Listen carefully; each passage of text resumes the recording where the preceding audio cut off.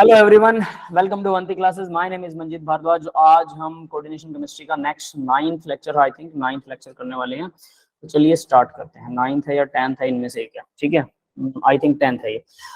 3 complexes, यहाँ पर 3 complex दे रखे हैं। COCl अमोनिया 5 लगे हुए हैं और 2 पॉजिटिव कॉम्प्लेक्स के ऊपर चार्ज है। नेक्स्ट है COM अमोनिया 5 है, वाटर लगा हुआ है और 3 पॉजिटिव चार्ज है। CO अमोनिया 6 है और 3 पॉजिटिव चार्ज है, ठीक है।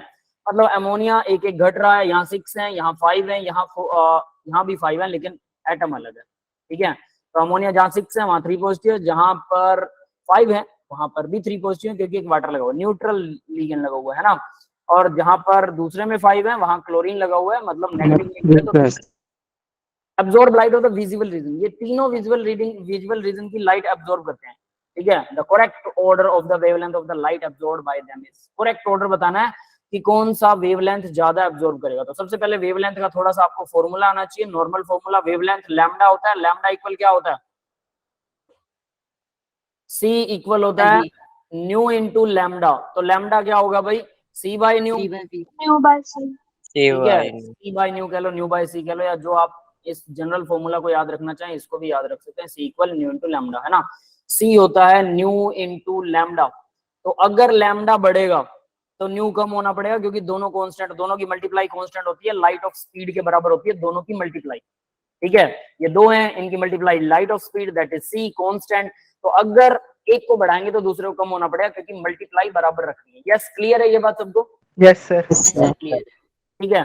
तो वो पूछ रहा है द करेक्ट। अब एक और चीज, न्यू जो है वो डायरेक्टली प्रोपोर्शनल होता है एनर्जी के।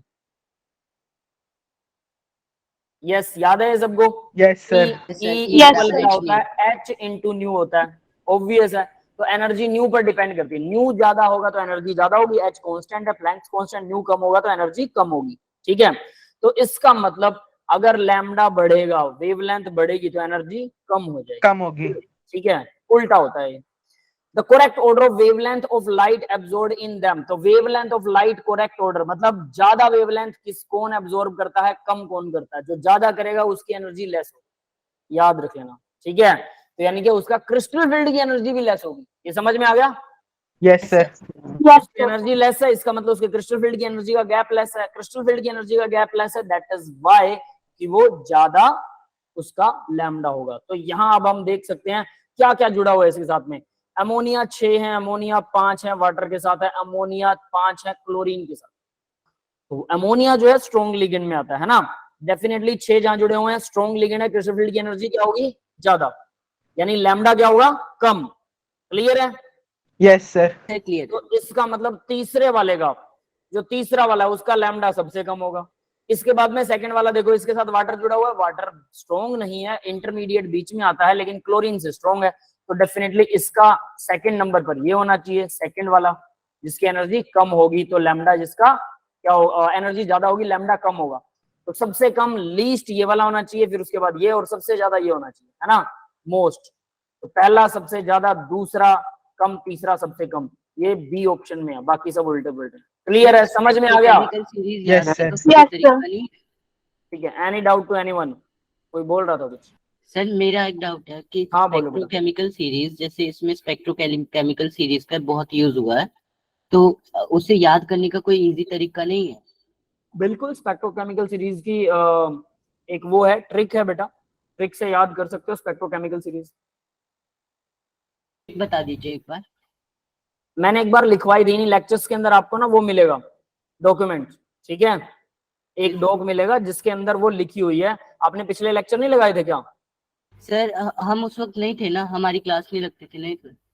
तो राज सर ने भी करवाया होगा बेटा। राज सर मतलब राज सर ने 2 तरीके से बताया था। राज सर ने बताया था जिसमें नाइट्रोजन और कार्बन हो, वो वाले तुम स्ट्रॉन्ग फील्ड मान के चलना कि वो स्ट्रॉन्ग फील्ड ही होंगे।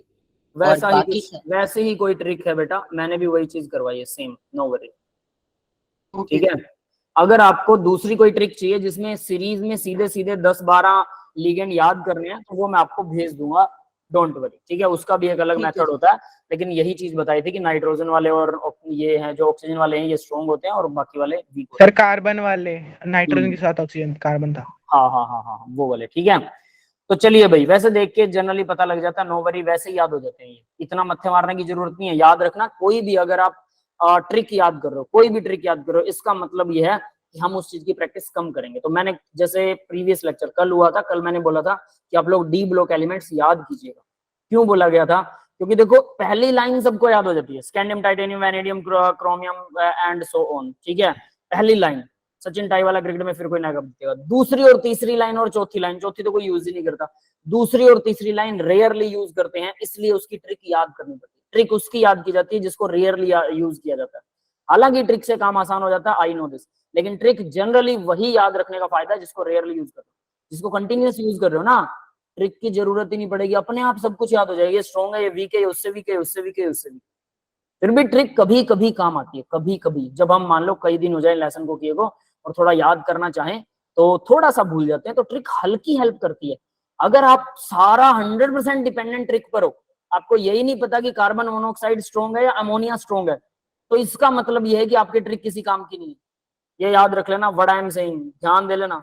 अगर आपको इतना डिफरेंस भी नहीं समझ में आता कि वाटर और कार्बन मोनोऑक्साइड में स्ट्रॉन्ग कौन सा, स्ट्रॉन्गेस्ट लिगेंड है भाई कार्बन मोनोऑक्साइड, लेकिन फिर भी अगर आपको नहीं पता है तो डेफिनेटली आपकी प्रैक्टिस जीरो है, तो आपको ट्रिक याद करने का कोई फायदा नहीं होगा। तो पहले प्रैक्टिस कीजिए, अगर आसान सी ट्रिक भी है उससे भी आपका काम चल जाएगा। फिर भी अगर आपको, क्योंकि कहीं ना कहीं ट्रिक हेल्प करती है, तो मैं वो भेज दूंगा डेफिनेटली, ठीक है? ओके ठीक है, अब आगे बढ़ते हैं जरा। तो ये क्वेश्चन हो गया। नेक्स्ट क्वेश्चन देखते हैं। The octahedral complex of the metal, metal 3 positive है, ठीक है, with 4 moderate ligand, 4 moderate ligand है। मॉडरेट मतलब ठीक ठाक, ना स्ट्रॉन्ग है ना वीक है। L1 L2 L3 L4, मतलब लिगेंड्स के नाम नहीं दे रखे, बस सीधे सीधे दे रखे, ठीक है। ओक्टाहेड्रल कॉम्प्लेक्स बता रखा है। अब आपको काम की चीज है ओक्टाहेड्रल कॉम्प्लेक्स, ठीक है, ओक्टाहेड्रल कॉम्प्लेक्स, ये आपके काम की चीज। मेटल 3 पॉजिटिव में ये काम की चीज है। 4 लिगेंड है जो कि मॉडरेट है, मॉडरेट लिगेंड लगे हुए हैं। Absorb wavelength in the region of, अब ये देखिए, red, green, yellow, blue respectively. पहले वाला रेड, दूसरे वाला ग्रीन, तीसरे वाला येलो, चौथे वाला ब्लू, ठीक है। विबग्योर याद है सबको? Yes sir. तो चलिए विबग्योर बनाते हैं। VIBGYO, आगे क्या आता है? आर। हो गए 7, 3 4 7, ठीक है। विबग्योर, तो इसके अंदर रेड वाले की वेवलेंथ किस तरफ इंक्रीज हो रही है और फ्रीक्वेंसी किस तरफ इंक्रीज हो रही है, मेरे को ये चीज आप लोग बताओगे। सर वॉयलेट से रेड तक जाएंगे तो वेवलेंथ इंक्रीज होगी। रेड की वेवलेंथ सबसे ज्यादा होती है, आप लोग ये कह रहे हो? Yes sir. इसका मतलब लैम्डा इस तरफ इंक्रीज हो रहा है। और फ्रीक्वेंसी सर ये इनवर्स में इंक्रीज होगी। वायलेट की फ्रीक्वेंसी सबसे ज्यादा होती है। फ्रीक्वेंसी ज्यादा होने का मतलब क्या है? एनर्जी सबसे ज्यादा, और वेवलेंथ ज्यादा होने का मतलब एनर्जी सबसे कम, ठीक है। लाल बत्ती लाल क्यों होती है? Why the red light of the traffic is red, why it is not? क्योंकि उसकी जो रेड की वेवलेंथ होती है ना, यस सर, तो ज्यादा दूर तक ट्रैवल करती है, फिर वो दूर से दिखाई दे जाती है, वो दूर से दिखाई दे जाती है, समझ रहे हो? Yes sir. रेड बत्ती दूर से दिखाई दे जाती है क्योंकि वेवलेंथ ज्यादा होती है, तो दूर तक ट्रेवल करती है, ये दूर से दिखाई दे जाती है, दैट इज व्हाई। दूसरे कलर दूर से दिखाई नहीं देते। दूर से का मतलब क्या है? अब मान लो कि कोई बंदा 100-150 की स्पीड पे आ रहा है। जो हाईवे हैं हमारे देश में भी आजकल ऐसे हाईवे बनने लगे हैं, जो आपको पता हो, दिल्ली का पेरीफ्री है, दिल्ली के चारों तरफ एक गोल गोल हाईवे बनाया गया, 6 लेन हाईवे है वो, ठीक है, पेरीफ्री ऑफ दिल्ली बोलते हैं उसको, ठीक है। उस हाईवे के ऊपर लिमिट जो है वो 120 की लिमिट है, मतलब 120 तक आप गाड़ी चला सकते, तो उनकी लिमिट ही 120 है। तो बहुत से लोग ऐसे हैं 150 की स्पीड पे भी चलाते हैं वहां पे, हालांकि गलत है, I will not favour that. लेकिन मान लो कि कोई बंदा 150 की स्पीड से चल रहा है, आगे लाल बत्ती, उसको एकदम अचानक लाल बत्ती 100 मीटर दूरी पे दिखाई देती है। अब 100 मीटर पे रुकेगी नहीं गाड़ी उससे, समझ रहे हो मेरी बात? 100 मीटर पे जब तक उसे दिखेगी, जब तक माइंड प्रोसेस करेगा, जब तक ब्रेक लगेगी, तब तक बहुत देर हो चुकी है, क्योंकि गाड़ी धीरे होने में भी टाइम लगाएगी। दैट इज व्हाई सर आगे वाला ठुक चुका होगा, है ना, दैट इज व्हाई कि इसको मतलब रेड को रेड बनाया था। लाल बत्ती लाल क्यों होती है? कोई कहा लाल बत्ती लाली तो होती है, और क्या वो ग्रीन होगी? है ना, तो ये उसका रीजन है। पहली बात, स्कूल बस येलो क्यों होती है? उसकी वेवलेंथ मॉडरेट होती है। नहीं सर येलो लाइट जो होती है वो मतलब मॉडरेट एनर्जी की होती है, तो ज्यादा एनर्जी एमिट नहीं करती, वैसा कुछ। Scattering, it depend on scattering, इसकी स्कैटरिंग फैल जाती है, ये फैलने की वजह से ये कलर भी मतलब बहुत आसानी से दिख जाता है, बहुत आसानी से, बहुत दूर से नहीं बट बहुत आसानी से, मतलब क्या बोलते हैं इसको, जिसको बोलते हैं ना, जैसे अचानक से आपको एक अलग कलर दिखाई दे एकदम आंखों के आगे से एकदम से, तो आपको यूं active, you will be active like that, तो ये थोड़ा सा क्या होता है, स्कैटर्ड करता है, फैल जाता है, दूर तक फैल जाता है, काफी बड़े आकार में फैल जाता है, तो इसलिए सामने वाला सावधान हो जाता है कि शायद ये चीज बहुत ही बड़ी है, येलो चीज दिखाई देने में बड़ी दिखती है, समझ गए, इसलिए सामने वाला थोड़ा सा एक्टिव हो जाता है और वो धीरे चलता है, फिर उसे समझ भी आता है स्कूल बस है, बच्चे होंगे, क्लियर है? Yes sir. ठीक है, जैसे आसमान नीला क्यों होता है, स्कैटरिंग ऑफ लाइट की वजह से, लाइट स्कैटर्ड करती है इसलिए वो नीला दिखाई देता है ना। Yes sir. ये 9-10 में हमने पढ़ा हुआ, तो यहाँ पर भाई अब क्वेश्चन का आंसर आपके हाथ में है भाई, हमें क्या देखना है, वेवलेंथ दे रखी है उसने रेड, रेड क्या होती है, और रेड है, फिर ग्रीन है, फिर येलो है, तो येलो और ग्रीन उल्टे दे रखे हैं, रेड के बाद आएगा येलो, येलो के बाद आएगा ग्रीन, ग्रीन के बाद आएगा ब्लू, बस हो गया। तो सबसे पहले रेड होगा, फिर येलो होगा, फिर ग्रीन होगा, फिर ब्लू होगा, हमें यही दे रखे ना उसने, red green yellow blue respectively. L1 ये है, ठीक है, रेड है, L2 क्या है, येलो है, और ब्लू है L3, और ग्रीन है L4। यस, क्लियर है? Yes sir. अभी ऑर्डर क्या बताना है, ये देखो जरा, increasing order of ligand strength, ligand की स्ट्रेंथ किसकी ज्यादा होगी, लेफ्ट टू राइट जाएंगे कि राइट टू लेफ्ट, अब ये आपको सोचना, बताइए जरा कैसे होगा। सर ग्रीन L2 की है। ग्रीन L2 की है सर। L2 की है, रेड सर ये ग्रीन, हाँ, गलत लिख दिया मैंने, ठीक है ठीक है ठीक है ठीक है, अभी सही करते हैं, और सर येलो L3 की है। अभी सही कर देते हैं, वेट, ठीक है, पहला रेड है, ठीक है, दूसरा ग्रीन है, ग्रीन दूसरा है, और येलो तीसरा है, और ब्लू चौथा है, ठीक है, अभी सही है? Yes sir. हाँ, और तो अब देखिए एनर्जी के उसमें, एनर्जी के सर इंक्रीजिंग ऑर्डर में, यस सर, L4 वाला सबसे ज्यादा स्ट्रॉन्गेस्ट होगा, उसके बाद L2, फिर L3, फिर L1। मतलब ब्लू से रेड, लीगेंड, ब्लू लीगेंड सबसे स्ट्रॉन्ग होगा, ब्लू क्या होता है, जिसकी एनर्जी ज्यादा है, जिसकी सबसे ज्यादा एनर्जी उसकी उसी के स्प्लिटिंग सबसे ज्यादा होगी, अगर स्प्लिटिंग सबसे ज्यादा है तो ब्लू वाले की सबसे ज्यादा, रेड वाले की सबसे कम है, तो 4 2 3 1 will be the order. Clear है भाई? Yes sir. ठीक है, दैट्स इट। यहाँ पर आंसर नंबर बी दे रखा है, बी में क्या था, 1 2 1 3 2 4 2 3 1, वही है, ठीक है, हमने बस उसको उल्टा कर दिया, इन्होंने इंक्रीजिंग ऑर्डर है, एक ही बात है, ठीक है। नेक्स्ट देखिए, टाइटेनियम वाटर 6 3 पॉजिटिव, इसका एग्जांपल तो हमने रट्टा मारा था, कौन से कलर का होता है, वायलेट कलर दिखाई देता है, कौन सी लाइट अब्सॉर्ब करता है, येलो लाइट अब्सॉर्ब करता है, यस सर। है ना, तो सिंपल सी बात है, यहाँ पर इतना तो हमें पता ही है। अब ये कह रहा है कि 498 nanometre during the D transition में, 498 एक ही होता है, इसमें डी में T2G और EG, T2G से EG के अंदर चला जाता है, 498 498 नैनोमीटर की लाइट को, वेवलेंथ की लाइट, नैनोमीटर लैम्डा लाइट को अब्सॉर्ब करता है। Octahedral splitting energy of the above complexes, octahedral splitting बतानी है, अरे लैम्डा दे दिया तो एनर्जी निकाल लो। Yes sir, is equals to H nu, है ना, C इक्वल क्या होता है, nu into nu lambda, into lambda. Lambda उसने दे रखा है तो वहां से आप न्यू निकाल सकते हो। E इक्वल क्या होता है, H इंटू न्यू होता है। अब न्यू की जगह पर लैम्डा भरना है, न्यू की वैल्यू निकाल लो, C बाय लैम्डा, तो H न्यू की जगह C बाय लैम्डा भर सकता हूं यहां से, क्योंकि new equal C by lambda भी होता है। यस बेटा, यस सर। क्लियर है ना? यस तो सर। क्या करना है, H Yes, की वैल्यू भरनी है, C की वैल्यू भरनी है, लैम्डा की वैल्यू भरनी है, बस वैल्यू भर दो, बात खत्म, E आ जाएगा।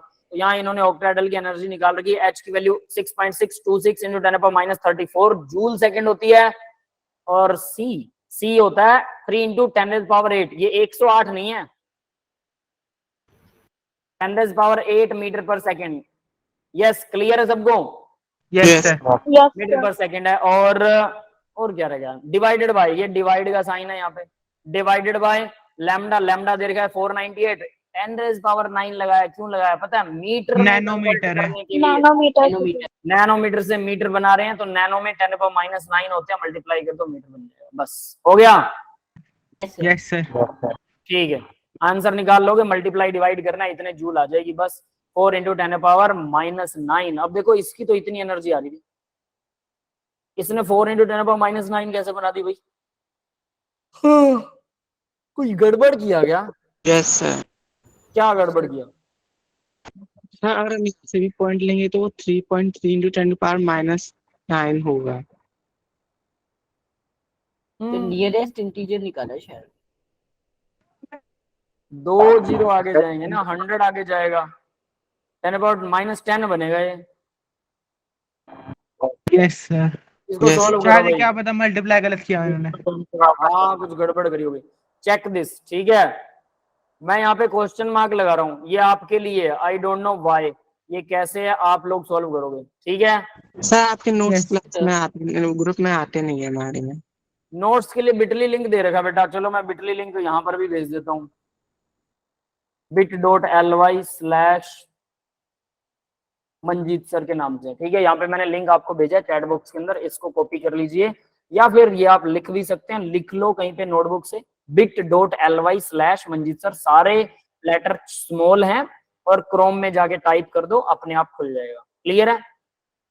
इंटरनेट स्लो होगा तो थोड़ा सा टाइम ओके लगेगा, सर। सर ठीक है, ठीक है। तो मैं ये अपडेट कर दूंगा आपके ग्रुप के अंदर, अभी मुझे टाइम नहीं मिला था। चलिए जी नेक्स्ट वो देखते हैं। Next question, which of the following complex is not expected to absorb visible light? कौन सा विजिबल लाइट को एब्जॉर्ब नहीं करेगा? विजिबल लाइट को एब्जॉर्ब नहीं करेगा। विजिबल लाइट 400 से 700 नैनोमीटर होती है, ठीक है। अगर क्रिस्टल फील्ड एनर्जी 400 से 700 के बीच में, तो विजिबल लाइट को एब्जॉर्ब नहीं करेगा, वरना विजिबल लाइट को एब्जॉर्ब करेगा, ठीक है। मुझे इसका आंसर चाहिए है भाई, इसमें कुछ और झोल झाल ना हो, मुझे ऐसा कुछ डाउट होता है, ठीक है। तो इसका आंसर जरूर मुझे भेजना, नेक्स्ट लेक्चर जब भी लगेगा हमारा वी विल डिस्कस, और वैसे वो कल ही लगेगा। हाँ सच एक बात याद आ गई, कल सैटरडे है, आप लोगों का रिवीजन क्लास होने वाला है, 3 लेसन आने वाले हैं, इलेक्ट्रोकेमिस्ट्री, सॉल्यूशन और कौन सा, केमिकल काइनेटिक्स। यस, तीनों लेसन अच्छे से तैयार कीजिएगा, फिर से रिवाइज कीजिए, ज्यादा पंगे में मत पड़िए। मेंस लेवल के क्वेश्चन अगर आपने एनसीईआरटी अच्छे से सॉल्व कर रखी है, तो मेंस लेवल के क्वेश्चन हर लेसन के 20-20 क्वेश्चन, 20 ज्यादा लग रहे हैं तो 10-10 क्वेश्चन, और every formula must be learned by you, सारे फॉर्मूला फिंगर टिप्स पे होने चाहिए, और 10-10 क्वेश्चन हर लेसन के आपको सोल्व करने हैं, मेंस लेवल वाले। Chapter wise, lesson wise, mains level के मैंने क्वेश्चन आप लोगों को ऑलरेडी भेज रखे, ठीक है, तो वो आप चेक कर सकते हैं। किसी को नहीं मिलेंगे तो मैं अपडेट कर दूंगा, नो वरी अबाउट दिस। उसके अलावा एडवांस लेवल कोई करना चाहे, जिसे लगता है कि मैंने मेंस कर रखा है, तो एडवांस लेवल के भी आपको वेबसाइट बता रखी है, ठीक है, उस वेबसाइट पे जाइए, चैप्टर वाइज, टॉपिक वाइज आपको वो सारे के सारे मिलेंगे। क्लियर है सभी को? सर वेबसाइट Yes, कौन sir. सी है? क्या बेटा? वेबसाइट कौन सी है? वेबसाइट है बेटा, क्या नाम था उसका, एग्जाम साइड। Exam site. ठीक। यस, ठीक है, वहां मैंने शो भी किया था एक बार, EXAMSIDE, examside.com तो आप लगा ही लोगे, सिर्फ एग्जाम साइड भी भरोगे तो भी आपको दिख जाएगा, ठीक है। क्लियर है? Okay sir. इस पे सर जी, एडवांस मैं- लेवल, सुनिए, इस पे एडवांस लेवल भी टॉपिक वाइज है, मेंस लेवल भी टॉपिक वाइज है, मिल जाएगा आपको साइट पे ही। देखिए सॉल्यूशन दिया होगा, सॉल्यूशन को सॉल्व कीजिए, नहीं समझ में आता मेरे पास भेजिए, हम मत्था मारेंगे, ठीक है। लेकिन ज्यादा टेंशन नहीं लेनी, जो समझ में नहीं आ रहा उसको छोड़ सकते हैं, जो समझ में आ रहा है पहले वो करो।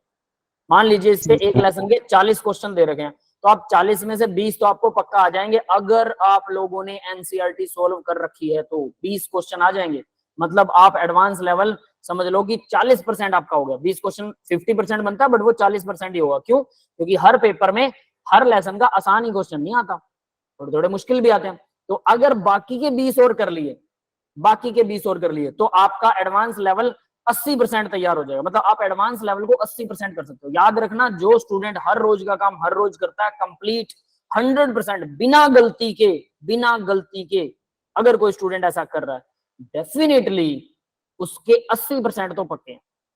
अब 80 क्यों? क्योंकि जब सारा सिलेबस इकट्ठा आएगा तो कुछ चीजें मिस हो जाती है, कुछ गलतियां भी होती है, ह्यूमन एरर्स भी होती है, तो हम 80% को मानते हैं। 80 से 90, अगर आप बहुत एक्यूरेट हुए तो 90 तक पहुंच जाएंगे, थोड़ा बहुत सिली टाइप की मिस्टेक की तो 80%, और 80% का मतलब है एडवांस लेवल में 80% का मतलब you are the topper, you are getting first rank. समझ में आ रही है मेरी बात? 80% को पेपर नहीं करते, 50% पेपर वालों को भी बहुत अच्छा रैंक आता है, 50% जिनका पेपर हो जाए वो टॉपर्स नहीं आते हैं। आप लोगों को तो 80 के लिए बता रहा हूं मैं। तो हर लेसन में से अगर 40-40 क्वेश्चन करते हैं एडवांस लेवल के, साइट आपके पास है, सॉल्यूशन आपके पास है, नहीं समझ में आया तो हम बैठे हैं, करना भी आपके हाथ में है, और सिर्फ यही चीज है जो आप कमी छोड़ने वाले कि आप नहीं करोगे। समझ में आ रहा है? ज्यादातर बच्चे यही करते हैं रेगुलरली, हर रोज। ये नहीं है एक दिन कर लिया मैं फन्ने खा बन गया, अगले दिन फुस, उसके बाद 10 दिन तक हाथ नहीं लगाना, फिर 11वें दिन फिर से देखना, फिर सोचना यार ये लेसन तो बहुत मुश्किल है। सर एक तो रोज करना इतना मतलब चलेगा आपका? क्या या बेटा? फिर सर एक दो से बढ़ा दें कि एक दो रोज करते रहे? मैंने आपको क्या बताया था, सिंपल रूल है, 7 क्वेश्चन एनसीईआरटी, जब एनसीईआरटी फिंगर टिप्स हो जाए तो एनसीईआरटी छोड़ दो, 3 क्वेश्चन एडवांस लेवल, 2 चीजें ये साइमल्टेनियसली चलने दो। जब 3 क्वेश्चन एडवांस लेवल डेली हो रहे हैं कोई दिक्कत वाली बात नहीं, ठीक है, 7 क्वेश्चन एनसीईआरटी हो रहे हैं कोई दिक्कत नहीं। जब एनसीईआरटी बिल्कुल छोड़ दोगे तो एडवांस लेवल के 3 की जगह पे 5 क्वेश्चन करने लग जाना, और 3 क्वेश्चन कर लेना मेंस के, बस 3 5 3 5, 7 3 या 5 3, ये रेशो चलाइए हर रोज, सैटरडे तक, संडे को छोड़ सकते हो कोई बात नहीं। बाकी जो होमवर्क मैं करवा रहा हूँ उसको जरूर याद कीजिए, उसमें सारा अभी जो बताऊंगा ना, मुझे लगता है कि ये बताने के बाद में आपको आधा घंटा भी नहीं लगेगा इस लेक्चर को करने में, आधा घंटा। तो बाकी क्या करोगे, 1 घंटा और केमिस्ट्री पे लगा के अपने क्वेश्चन सॉल्व कर लो, बात खत्म। इतना ही है, सॉल्यूशन आपके पास होते हैं, लेकिन पेन और नोटबुक से सॉल्व करने हैं। अगर आप यूं देख के और छोड़ रहे हो ना, वो काउंट नहीं करता मैं, वो होता ही नहीं काउंट, मेरे करने से क्या होता है, उससे पेपर क्लियर नहीं होगा। नोटबुक और पेन से यहां लिखते हो ना तो यहां तक पहुंचता है, इसमें जो नसें होती है नर्व सेल, वो यहां तक ना लिख देती, मतलब आपका दिमाग लिख रहा है, सोचो। और वरना आप क्या कर रहे हो, जस्ट रीड कर रहे हो, सिर्फ आपका दिमाग रीड कर रहा है, और एक आपका दिमाग लिख रहा है, तो किस में ज्यादा लगेगा, इसी में ज्यादा लगेगा, पेन से ही। वही बच्चों का क्लियर होता है जो हर रोज 3 घंटे लिखते हैं, मैथ का, फिजिक्स का, केमिस्ट्री का, कुछ भी हो, 1.5 घंटा 2 सब्जेक्टों को देना ही देना है, मैक्सिमम 4.5 घंटे, मिनिमम 3 घंटे आपको लगाने ही लगाने हैं। 4.5 घंटे के बाद ना नोटबुक और पेन बंद करके रख देना कि आज के इतने से ज्यादा तो मैं पढ़ूंगा ही नहीं, बाकी कल पढ़ेंगे, भले ही कुछ भी हो जाए, दुनिया इधर से उधर हो रही हो, कोई फर्क नहीं पड़ता। 4.5 घंटे से ज्यादा टाइम न मत लगाना, वरना हैंगओवर अगले दिन उतरेगा नहीं, अगले दिन के 4 घंटे खराब, फिर आप बिल्कुल ही नहीं पढ़ोगे, ये प्रॉब्लम है।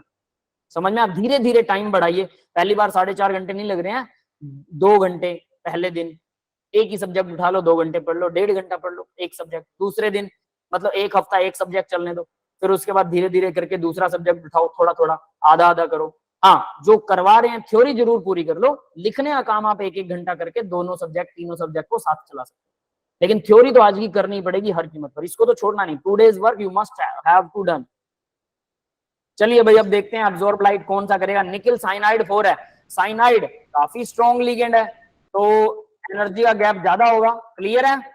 Yes sir. Yes sir. आगे बढ़ते हैं, क्रोमियम के साथ अमोनिया लगा हुआ है, अमोनिया शायद कम होगा, वाटर का भी कम होगा, यहाँ भी वाटर का कम होगा, है ना? तो क्या होना चाहिए, तीनों का कम होगा, ऑप्शन ए है solution. If the crystal field splitting parameter is more than the complex is not expected to absorb light.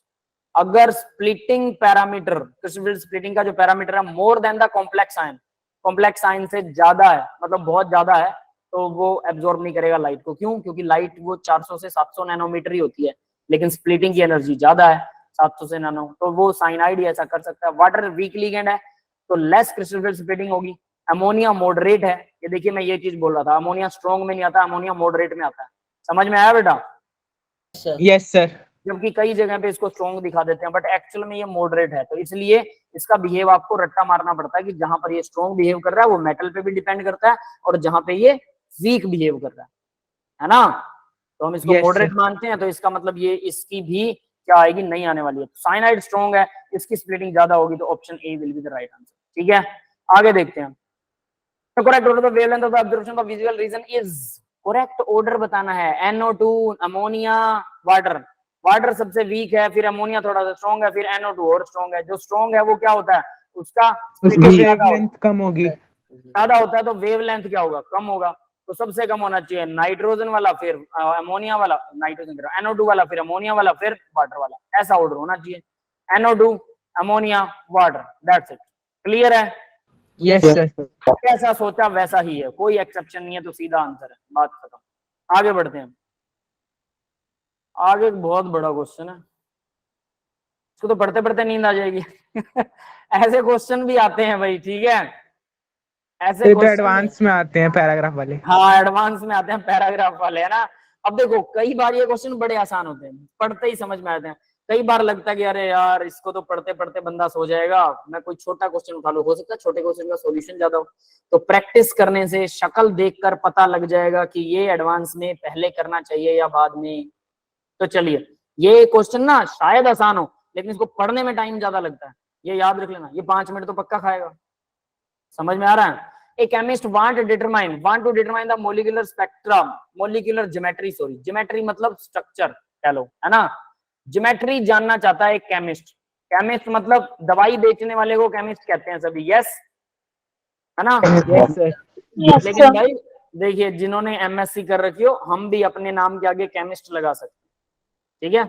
हम लगाते नहीं है, हम शो ऑफ ना करने वालों में से एमएससी वाले अपने नाम के आगे, जैसे इंजीनियर्स होते हैं ना, वो ER लिख देते हैं। अगर आप चाहे ना केमिस्ट लगाओगे तो दवाई बेचने वाला समझ लेंगे।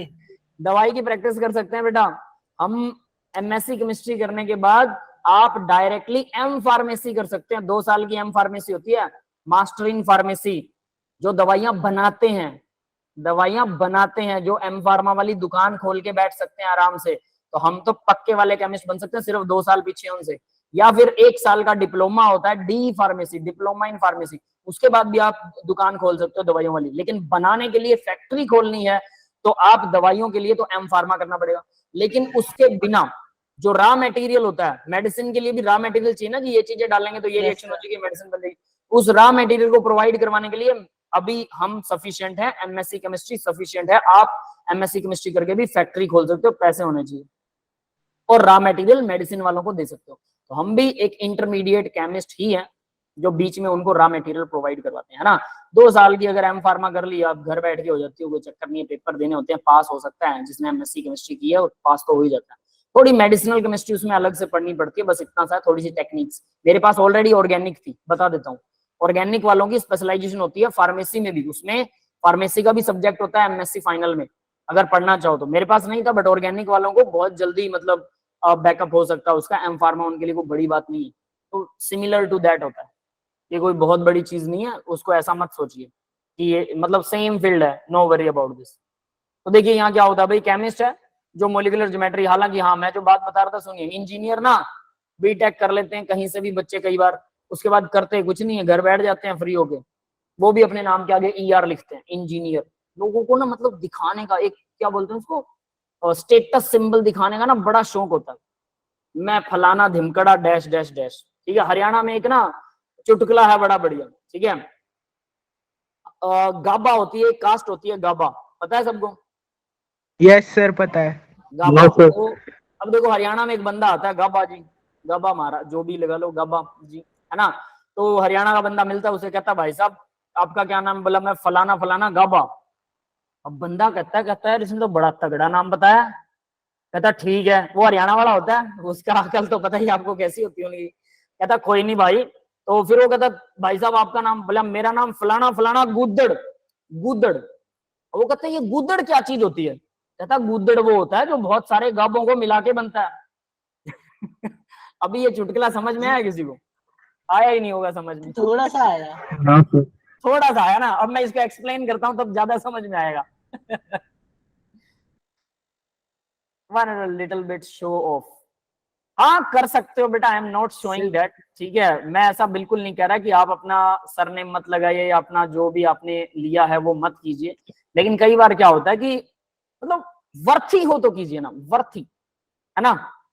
वर्थी का मतलब क्या होता है कि मान लो बीटेक कर ली, आप वाकई में इंजीनियरिंग का काम कर रहे हैं तो लगाइए अपने नाम के आगे इंजीनियर, ठीक है। अब इंजीनियर नहीं है, कुछ और ही काम, क्लर्क बन के बैठ गए, सरकारी नौकरी क्लर्क की, बाहर दरवाजे के बाहर लिख रहा है engineer, you are not engineer, you have lost everything. तब इंजीनियर लिखना मेरे हिसाब से वर्थी नहीं है। बट लगाओ भाई, हम मना नहीं कर रहे हैं, बट कहने वाले कह भी देंगे कभी कभी, है ना। देखो अब मैं बताता हूँ मेरा चुटकुले का मतलब क्या था। गाबा, गाबा बोलते हैं किसको? कपड़ों को। जब बहुत सारे कपड़े धुले हुए होते हैं और उनको एक जगह पर इकट्ठा ढेर, पाइल बना देते हैं, उसका ढेर बना देते हैं, उसको बोलते हैं गाबा, ठीक है। और गूदड़ क्या होता है? हरियाणा में उसको गाबा बोलते हैं। और गूदड़ क्या होता है? अब गूदड़ देखिए क्या होता है, बहुत सारे और ज्यादा कपड़ों को लगा देते हैं। सुनिए सुनिए, जो बेडशीट होती है ना, बेडशीट के नीचे बहुत सारे कपड़ों से सिल विल के, फटे पुराने कपड़ों को सील के एक मतलब गाँव में होता है। मोटा सा वो बनाया जाता है उसको बोलते हैं गूदड़, समझ गए? Yes sir. तो वो गाबा नहीं होते, गाबा भाई साहब होते हैं, वो कहते हैं मेरा नाम फलाना फलाना गाबा, तो हरियाणा वाला कहता है मैं गूदड़। कहता वो क्या चीज होती है? बोला जो तेरे जैसों से बहुत सारों से मिलकर बनाया जाता है वो मैं हूँ। अभी समझ में आया होगा ना? अब समझ आ गया। देखा? अब देखो यहाँ एक प्रॉब्लम है कि एक टीचर जो है वो वो चुटकुला भी एक्सप्लेन कर रहा है यार, चुटकुले का तो बैंड बज गया, कुछ रहा ही नहीं है ना। चलो खैर, चुटकुले का जैसे भी। एक्सप्लेनेशन हंसी वाला हो गया। सर चुटकुला भी आईआईटी लेवल का एक्सप्लेन करना पड़ रहा है। लेवल पता नहीं, बट जैसा भी है एक्सप्लेन करना पड़ रहा है। कमाल की बात ये है, वरना समझ में नहीं एडवांस आएगा। लेवल है। चलिए अब आगे भाई इस क्वेश्चन को करते हैं। तो यहाँ पर केमिस्ट है, ज्योमेट्री इसकी ये है, और ये बोल रहा है मॉलिक्यूलर ज्योमेट्री, इसको निकालना चाहता है, ये फाइंड डिटरमाइन करना चाहता है मॉलिक्यूलर ज्योमेट्री को, है ना? तो भाई कैसे करेगा केमिस्ट? मॉलिक्यूलर ज्योमेट्री को डिटरमाइन करना चाहता है। विच of the following give the best suggestion for a measurement and for the interpretation of that measurement? Best suggestion बताना है मेजरमेंट के लिए, मेजर करने के लिए सबसे बेस्ट क्या है। यहां से मुझे एक और चुटकुला नहीं है, एक सेंसिटिव और डीप सेंस वाला एक क्वेश्चन याद आ रहा है, ठीक है? जैसे अर्लीन ने बोला सर मेहनत की, बेटा बिल्कुल सही है आपकी बात, मैं बिल्कुल डिनाई नहीं करता, लेकिन अब उस मेहनत का कुछ बताता हूं कि लोग किस लेवल की मेहनत कर रहे हैं। आजकल के इंजीनियर वैसे इंजीनियर नहीं है जैसे सच में हुआ करते थे, इसीलिए मैंने ये बोला, ठीक है? वरना ये बोलना ही गलत है कि भाई इंजीनियर अपने नाम के आगे क्यों नहीं लगा सकता, बिल्कुल लगा सकता। बट आजकल जो इंजीनियर्स का लेवल है वो इतना घट गया है कि आर्ट्स के बच्चे उनसे ज्यादा नॉलेजवान है, फिर भी वो अपने नाम के आगे इंजीनियर लगाते हैं। ये थोड़ा सा कंट्रोवर्सी है, ठीक है? एटलीस्ट नो वरी, जो लगाना चाहता है लगाओ भाई, हमें कोई दिक्कत नहीं है। तो यहां से मेरे को एक चुटकुला, या चुटकुला नहीं मतलब एक डीप सेंस की बात है, ध्यान दीजिएगा। एक कंपनी के अंदर एक आदमी होता है, वो बहुत सारे इंजीनियर्स का इंटरव्यू लेता है, ठीक है? और इंजीनियर्स को बोलता है भाई देखो आपके पास फिजिक्स लैब, केमिस्ट्री लैब, है ना, बायोलॉजी लैब, जो लैब चाहिए, जो इक्विपमेंट चाहिए, मेरे पास इस बिल्डिंग में सब कुछ है। वो सबको डिस्क्रिप्शन दे देता है एक पेज के ऊपर कि इस रूम में ये वाली लैब है, इस रूम में ये वाली लैब है, ये इक्विपमेंट है, यहाँ यहाँ पड़े हैं, सारा डिस्क्रिप्शन एक पेज में सबको दीवार पे चिपका देता है। कहता देखो, यूज करो, और मैं आपको एक क्वेश्चन दे रहा हूँ एंड सोल्व इट, ठीक है? जो चाहिए वो, कंप्यूटर चाहिए कंप्यूटर भी यूज कर सकते हो, इंटरनेट चाहिए इंटरनेट भी यूज कर सकते हो, जो चाहिए वो करो। अब आप लोग बोलोगे सर गूगल से तो बड़े आसानी से मिल जाएगा। अब जरा देखना, जरा गूगल से कैसे आसानी से मिलेगा। आपको एक बल्ब दे दिया, बल्ब, ठीक है? अब बल्ब के अंदर यहां पर 2 तारे हैं, ठीक है? और यहां से बल्ब बंद है कुछ इस तरह से, और यहां पर ये वो आपको एक बल्ब दे देता है। हर बंदे को अलग बल्ब दे देता हो, सबके पास अपने अपने बल्ब है, सबका डिजाइन अलग अलग है, कोई गोल है, कोई लंबाई में है, किसी भी तरह से बड़ा बल्ब है, छोटा बल्ब है, सबको एक ही बात बोलते हैं, find the Surf volume of the bulb.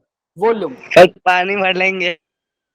सुनिए, find the volume of the bulb, सबको वॉल्यूम, बल्ब का वॉल्यूम निकालना होता है। तो पता है क्या, अभी आपने बोला सही है, पानी में डालो पानी ऊपर आएगा, वॉल्यूम निकाल लो, बात खत्म, आसान सा काम है, ठीक है? बल्ब खराब भी नहीं होगा क्योंकि वाटर प्रूफ होता है बल्ब, अंदर उसके पानी नहीं जाएगा डेफिनेटली। सर वो टंगस्टन का फिलामेंट है, कोई दिक्कत नहीं। अरे नहीं, वैसे भी वो बिल्कुल बंद होता है ना, अंदर से सर बंद एक होता काम है। करते हैं ना, इसको एक काम, सुनो बेटा, उसमें नाइट्रोजन भरी होती है, अगर वो ओपन हुआ अंदर से तो फिर ऑब्वियस सी बात है ऑक्सीजन चली जाएगी और टंगस्टन का फिलामेंट भी जल जाएगा, बर्न हो जाएगा, ऑक्सीजन के साथ रिएक्शन करके टंगस्टन जो है WO2 बना देगा, ठीक है? W2O3 शायद, है ना, टंगस्टन ऑक्साइड, ऐसा कुछ बना देगा। अब आपने सुना हुआ, बहुत अच्छी बात है। तो देखिए फिर उसके बाद लोग क्या करते हैं, फिजिक्स लैब में जाते हैं, मेजर करते हैं, एंगल मेजर करते हैं, कितना कर्व है, कैसे है, इधर है उधर है, सब कुछ मेजर करते हैं। मेजर करके फिर अप्रोक्सीमेट अंदाजा बताते हैं, तब भी, क्योंकि आप उसको घटा गुना करोगे, इंटीग्रेशन डिफरेंशिएशन लगाओगे, अप्रोक्सीमेट अंदाजा बताते हैं। लास्ट में वो सब अपने अपने रिजल्ट्स दे देते हैं, ठीक है? तो फिर वो एक बात बोलता है, वो बंदा, वो कहता देखिए आपको पढ़ाया गया था, इंजीनियरिंग पढ़ाया गया था ताकि आप मुश्किल चीजों को आसान कर सके।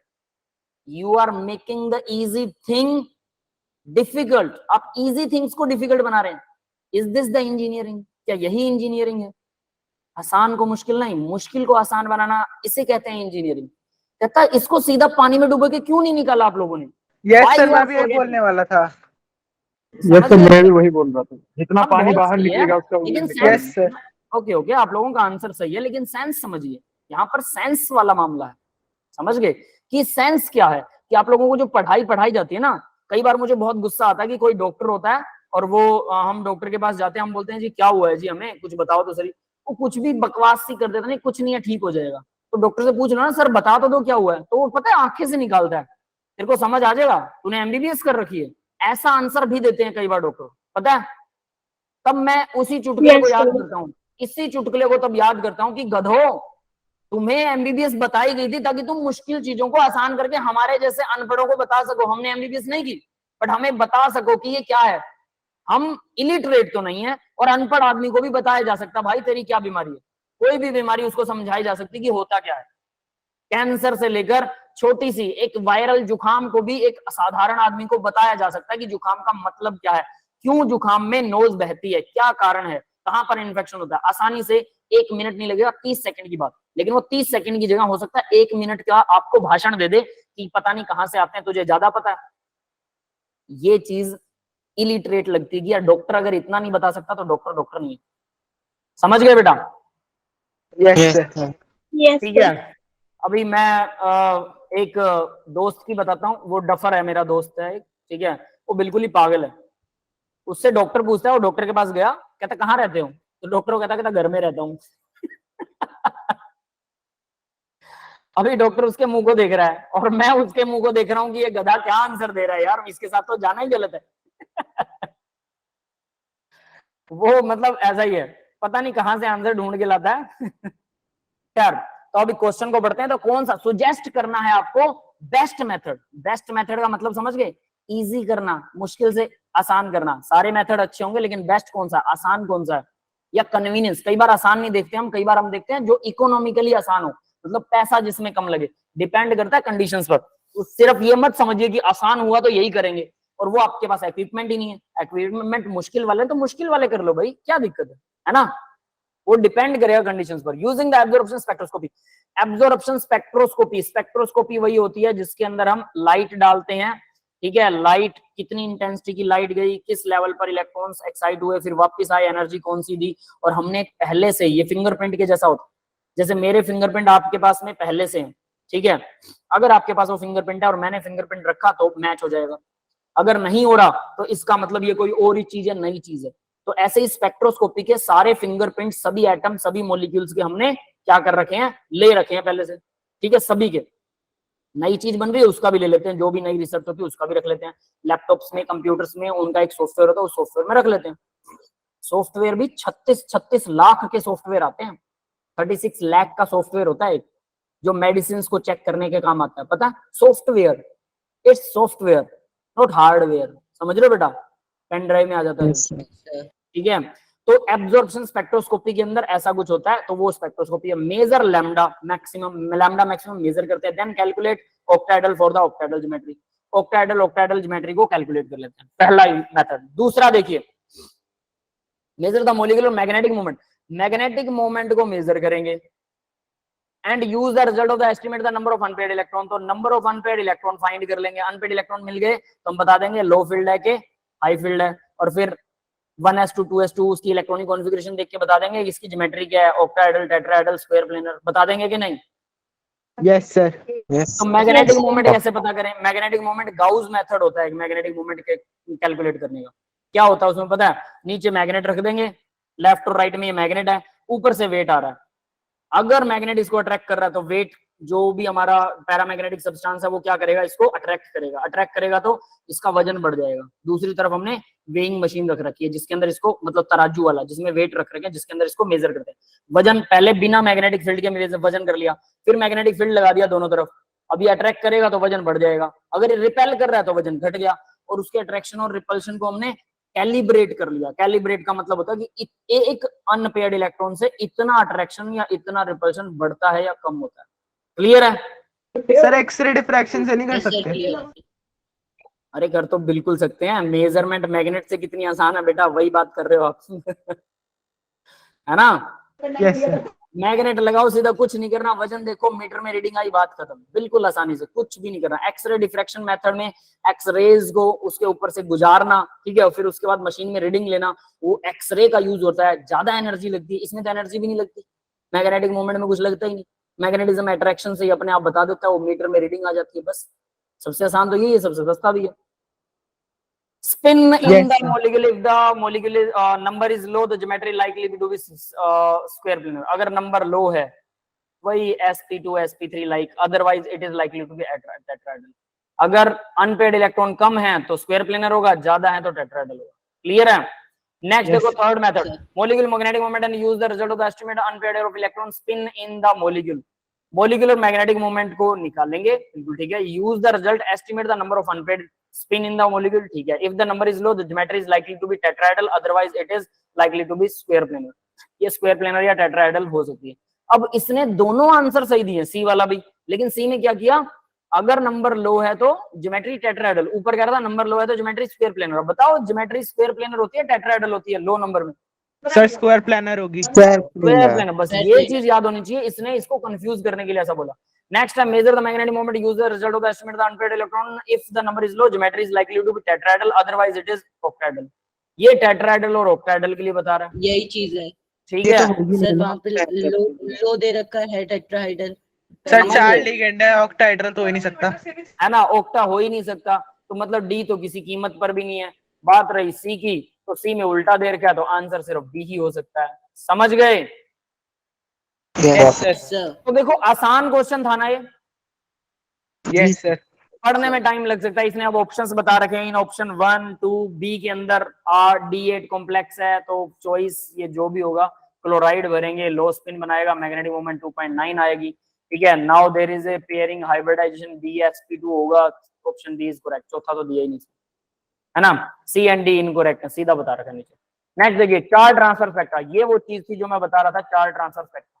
हमने कलर्स तो कर लिए, how to determine the colour in D block. अब चार्ज ट्रांसफर स्पेक्ट्रा की बात करते हैं, बिल्कुल आसान सा है, आसानी से हो जाएगा। Charge in the electron transfer from one atom to group to another atom, एक एटम या ग्रुप से दूसरे एटम में वो ट्रांसफर होता है, कैसे? चार्ज ट्रांसफर के नाम से ही आपको पता लग जाना चाहिए कि एक एटम या ग्रुप में से दूसरे एटम या ग्रुप में चार्ज ट्रांसफर होता है। चार्ज मतलब, अब प्रोटॉन तो ट्रांसफर होगा नहीं, न्यूक्लियर रिएक्शन तो है नहीं ये, तो क्या होगा भाई ट्रांसफर? इलेक्ट्रॉन। इलेक्ट्रॉन चार्ज या तो इलेक्ट्रॉन पर या प्रोटॉन पर है, तो इलेक्ट्रॉन ही ट्रांसफर होगा, सीधी सी बात है, आसान सी बात है। तो देखिए जरा, charge transfer spectra is highly ionic crystal correspond two electron transfer between neighbouring atom. Highly ionic crystal corresponding to electron transferring neighbor atom में इलेक्ट्रॉन ट्रांसफर होता है, सीधी सी बात है। They can be classified into donor acceptor depending upon the whether the metal is donating or accepting the electron। तो ये donor या acceptor दो तरह के होते हैं, मेटल डोनेट कर रही है, मेटल एक्सेप्ट कर रही है। Charge transfer transitions are also considered as internal redox reactions. ये लाइन इंपॉर्टेंट है, internal redox reaction. Redox reactions में क्या होता है भाई, इलेक्ट्रॉन का ही तो ट्रांसफर होता है, यस सर। तो इसका नाम ये भी है, ठीक है। चलिए अब आगे बढ़ते हैं, मजेदार चीज है ये, इसको पढ़ने में आपको मजा आएगा। हालांकि ये बीएससी में आता है सबसे पहले टॉपिक, और एमएससी में बहुत अच्छे से आता है, ठीक है। और नेट के एग्जाम में इसके ऊपर 1 या 2 क्वेश्चन पक्का आते हैं हर बार, याद रख लेना।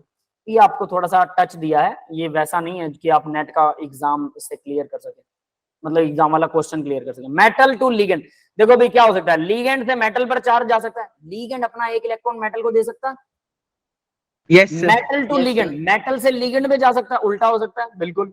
Metal to metal charge transfer, metal से मेटल को चार्ज ट्रांसफर हो सकता है, 2 मेटल जुड़ी हुई ऐसा कुछ है ना, तो ये 3 तरह का है, metal to metal charge transfer, metal to ligand, ligand to metal.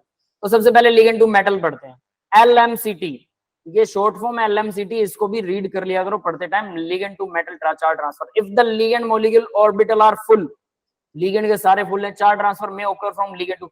अब अगर लिगेंड में गुंजाइश ही नहीं लेने की, उसके सारे फुल है, तो डोनेट ही करेगा ना, सीधी बात। तो लिगेंड टू मेटल हो सकता है, मेटल टू लिगेंड तो हो ही नहीं सकता। तो ये वो यहां से एक चीज ये कंफर्म्ड है कि अगर वो फुल है, चार्ज ट्रांसफर में occur from ligand molecular orbital to empty, empty या पार्शियली फिल्ड डी ऑर्बिटल में जाएगा, ligand to ligand molecular orbital to empty और पार्शियली फिल्ड डी ऑर्बिटल्स, ठीक है।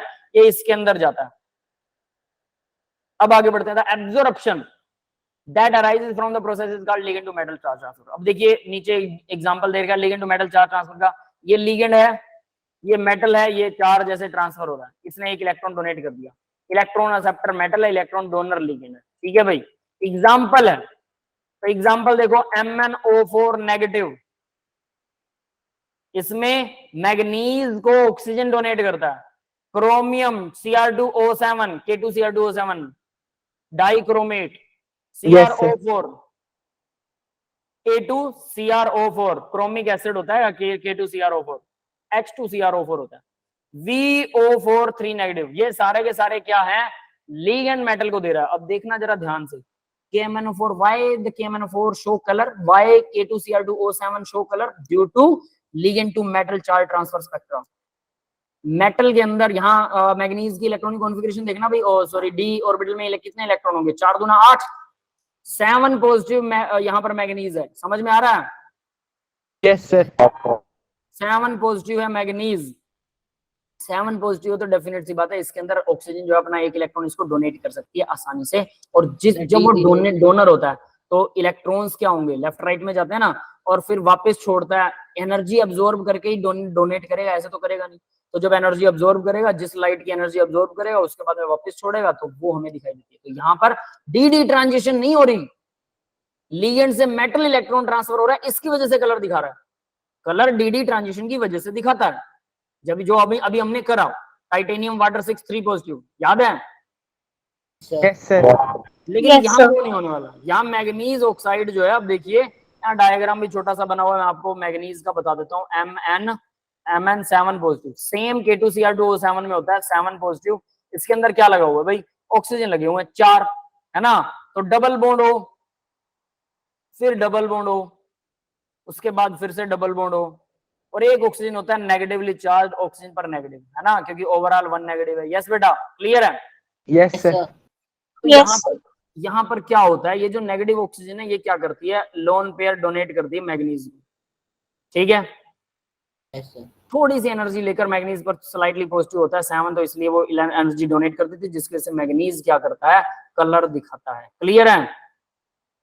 अब ये ऐसा करेगा तो यहाँ से दूसरी ऑक्सीजन यहाँ से वापस छीन लेगी, फिर दूसरी ऑक्सीजन देगी तो फिर ये छीन लेगी, और ऐसे करके ये प्रोसेस चलती रहेगी, सीधी सी बात है। क्लियर है भाई? रेजोनेंस की तरह। क्या बेटा? ये रेजोनेंस की तरह चलेगी। Yes sir.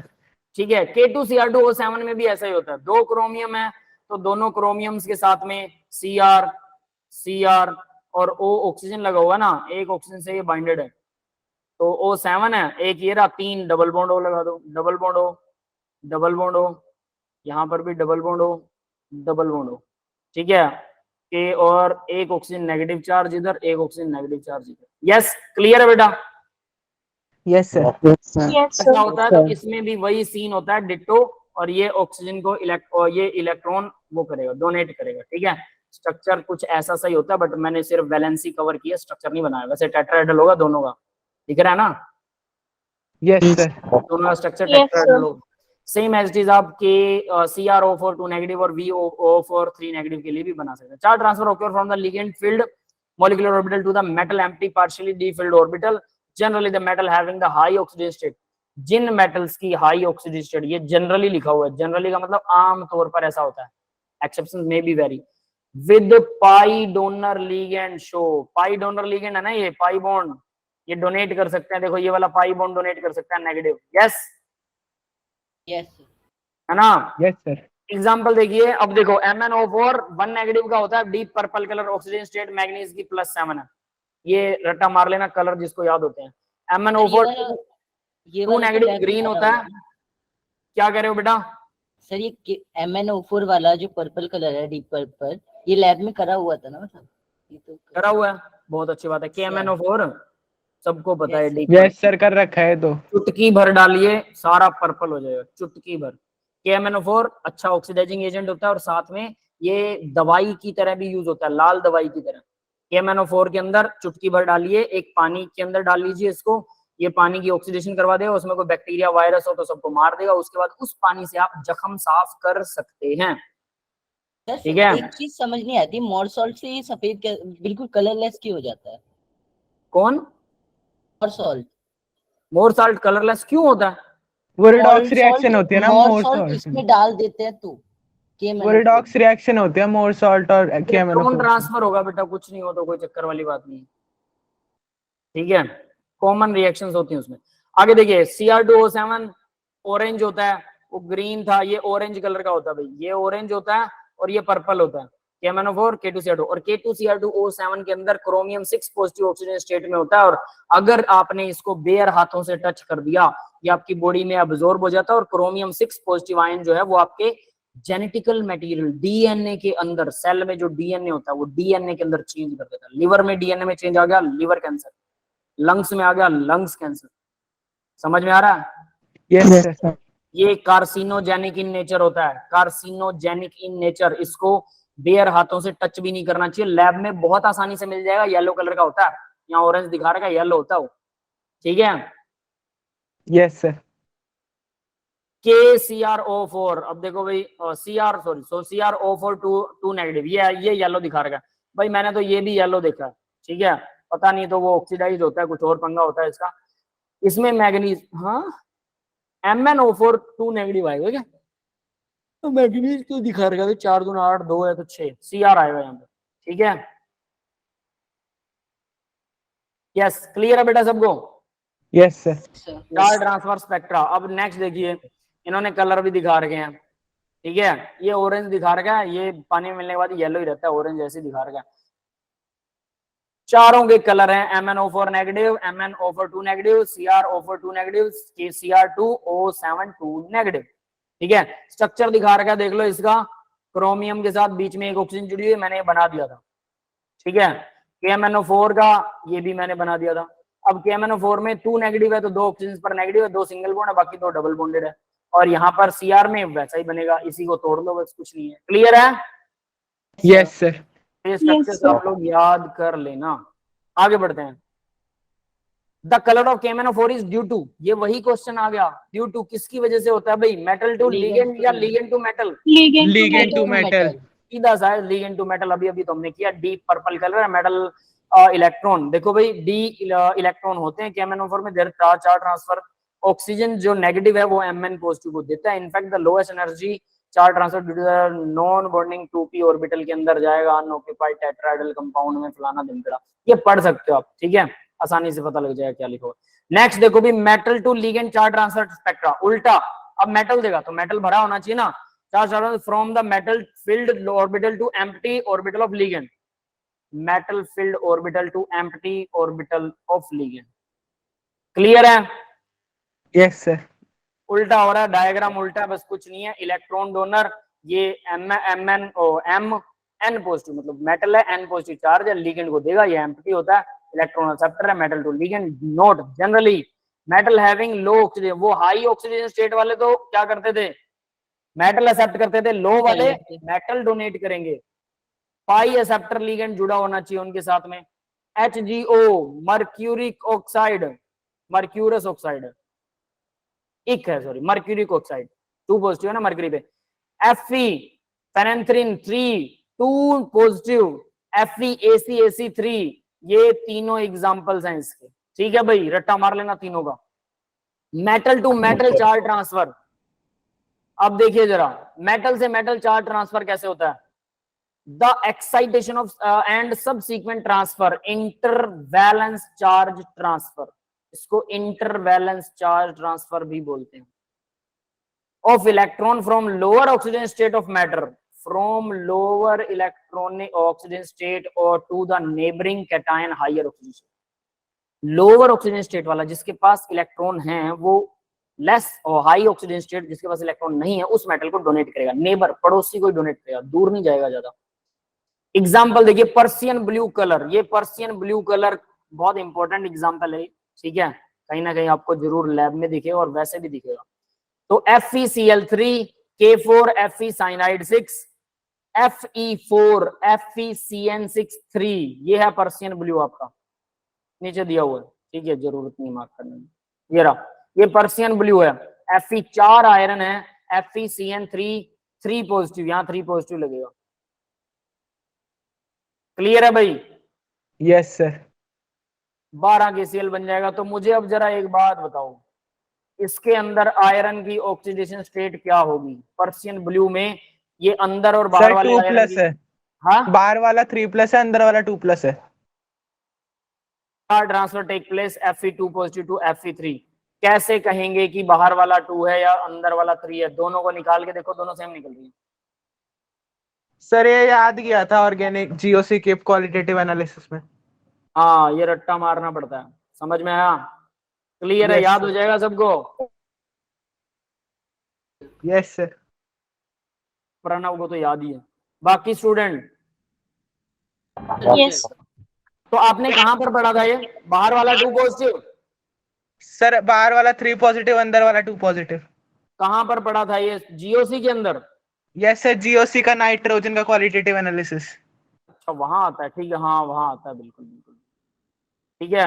और ये आएगा 2 पॉजिटिव। अब ये रट्टा मारना पड़ेगा, अगर आप अंदर वाले को 3 और बाहर वाले को 2 समझ लेते हैं तब भी सही निकलेगी वैलेंसी, तो याद रख लेना। क्लियर है? Yes sir. ठीक है, अब आगे देखते हैं। अरे ये ऊपर 3 नहीं है भाई, मैंने क्या लगा दिया, ये 3 नीचे आएगा पैरों में। Yes, yes sir. ये 3 नीचे लगा हुआ है, नीचे।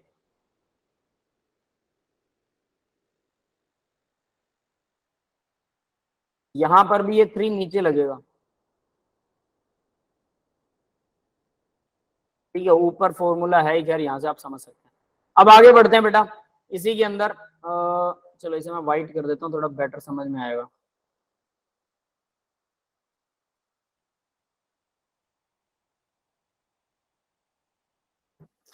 चार transfer take place from Fe2 to Fe3। 2 वाला 3 वाले को इलेक्ट्रॉन देगा, अंदर वाला 2 है, बाहर वाले को इलेक्ट्रॉन देगा। Iron is existing as Persian blue colour. Iron की वजह से पर्शियन ब्लू कलर एग्जिस्ट करता है। देखिए अब जरा इसका लैब के अंदर भी डेमोन्स्ट्रेशन दे रखा है। पर्शियन ब्लू, आयरन बाहर वाला 3 है, अंदर वाला 2 है, ये दे रखा ऑलरेडी और ये याद ही रखना पड़ेगा, यहाँ पर भी गिवन है, ठीक है। Cyanide 3 Fe cyanide Persian blue colour, बड़ा अच्छा कलर होता है लैब में, अगर इसको देखो मजा आ जाता है देख के। In this complex cyanide act as the strong ligand, so pairing take place, there are no unpaired electrons, unpaired electron नहीं बचेंगे। The colour of the complex is due to the charge transfer. तो देखो ये वही बता रहा है कि भाई पर्शियन ब्लू की वजह, अंदर स्ट्रॉन्ग लिगेंड है, स्ट्रॉन्ग लिगेंड पेयरिंग कर देगा, इसकी वजह से अनपेड इलेक्ट्रॉन तो है ही नहीं, तो डी ट्रांजिशन नहीं हो सकती है। लेकिन चार्ज ट्रांसफर की वजह से Fe2 से Fe3 में इलेक्ट्रॉन जा सकता है और वो वापस भी आ जाता है, ऐसा नहीं कि सिर्फ जाता है, वापस भी आता है। क्लियर है बेटा? Yes sir. नेक्स्ट देखो, टर्न बुल्स कॉम्प्लेक्स, ये भी मेटल टू मेटल है। टर्न बुल ब्लू कॉम्प्लेक्स, वो भी ब्लू था, पर्शियन ब्लू, ये टर्न बुल ब्लू कॉम्प्लेक्स है, सारे ब्लू हैं लेकिन 3Fe साइनाइड 6 लगा हुआ है, F3Fe साइनाइड 6 2, यहाँ 2 है नीचे, वहां 3 था, यहाँ 2 है, ठीक है। और ये टर्न बुल्स ब्लू कलर है, फेरी फेरोसाइनाइड। फेरी फेरोसाइनाइड और पर्शियन ब्लू एक जैसे से नजर आते हैं, बहुत ज्यादा फर्क नहीं, अच्छे से रट्टा मारना इनका। Their behavior is similar with the Persian blue complex. Only difference here is 2 outside the complex और 3 डिफरेंस सिर्फ इतना ही है, उल्टा हो जाएगा। यस, क्लियर है? Yes sir. अब ये वो लाइन है जो आपका दिमाग घुमा के रख देगी कि 10 दिन बाद जब याद करोगे तो ये समझ में नहीं आएगा पर्शियन ब्लू में बाहर 3 था कि अंदर 3 था, और टर्न बुल में बाहर 3 था कि अंदर 3 था। समझ रहे हो? कंफ्यूजन क्रिएट करेगा। एक को रट्टा मार लो, दूसरे का फॉर्मूला भी अलग है, प्रॉब्लम ये याद तो दोनों करने पड़ेंगे, है ना। Fe3 साइनाइड 6, वो 2 बाहर है, उसमें 3 था नीचे, तो ये कंफ्यूज कर देता माइंड को। This case of MMCT, metal to metal charge transfer. Now let's see the difference type of the charge transfer transitions. Charge transfer transitions in gemstones. Gemstone, हम यही बात कर रहे थे ना कल कि जेमस्टोन कैसे वर्क करते हैं। रूबी कैसा होता है भाई? सर डार्क रेड होता है। रेड होता है, काफी रेड होता है। रूबी बहुत अच्छा स्टोन है, ठीक है।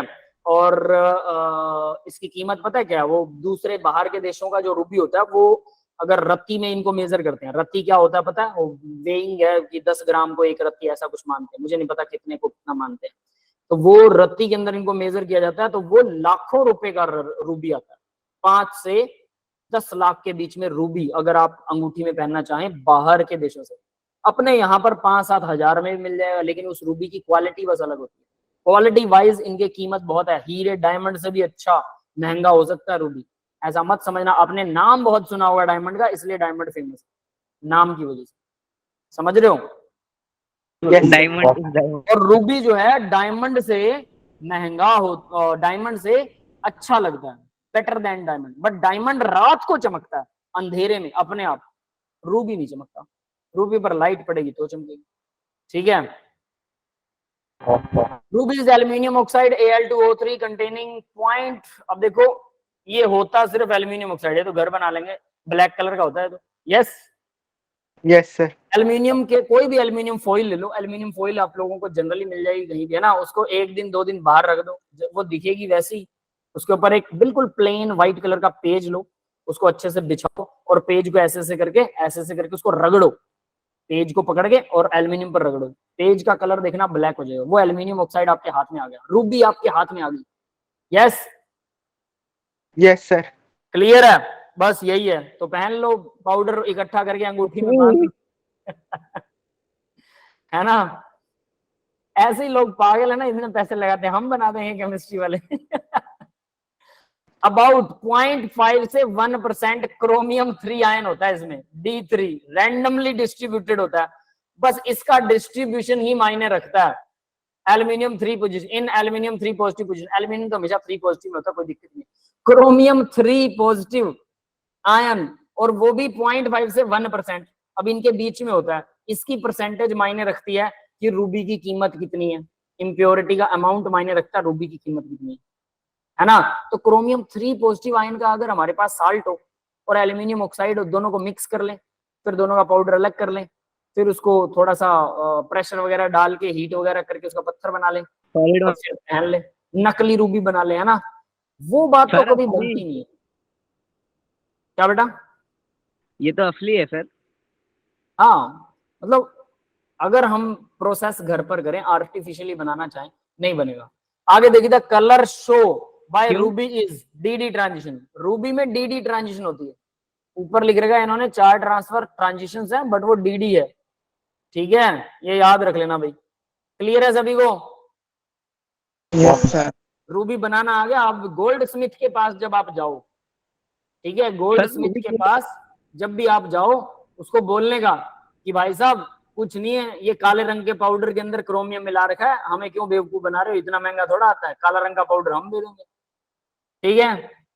एल्यूमिनियम ऑक्साइड जो होता है ब्लैक इन कलर होता है। आगे देखो भाई, सेकंड वाला एमराल्ड। एमराल्ड क्या होता है मुझे पता नहीं इसका हिंदी में नाम, ऊपर रूबी दिखा रखा है, ये रूबी है भाई, ये होता है रूबी, दिख रहा है सबको? Yes sir. मेरा पेन भी रूबी के जैसा ही है ना। जी सर। ठीक है। It transmit light in green reason.